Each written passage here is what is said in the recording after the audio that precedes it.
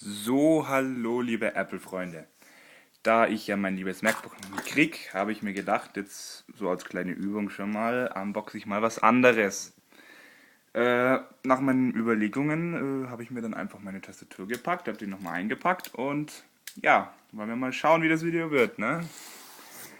Also, nach dem erstmaligen Aufmachen ist hier schon offen.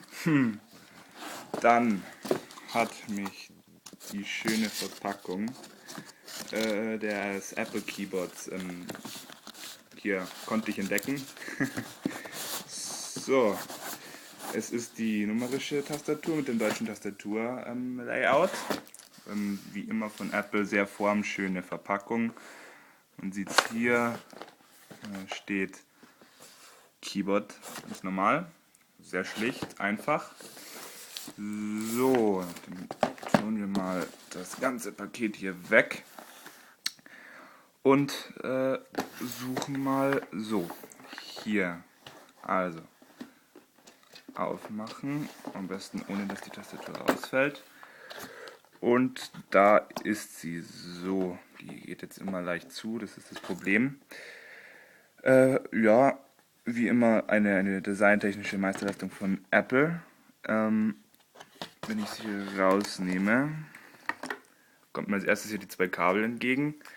Das wäre dann einmal das normale USB-Kabel, was allerdings die Besonderheit, dass das hier mit so einem komischen mit so einer Besonderheit versehen ist, dass man das Ganze dann in diesen in dieses Verlängerungskabel hier anstecken kann, damit man auch, falls der Mac weiter weg steht oder in meinem Fall der Windows-PC, ihn auch dementsprechend leicht erreichen kann.